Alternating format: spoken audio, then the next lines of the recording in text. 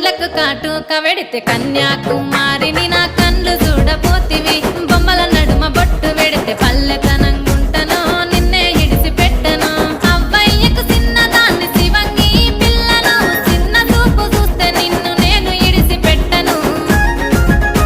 ఓ పిల్లగా అరరే ఓ పిల్లగా అమ్మో ఓ పిల్లగా వెంకటేశు చూడకపోతుంటవో కానకపోతుంటవో నా పిల్లగా వెంకటేశు చూడకపోతుంటవో కానకపోతుంటవో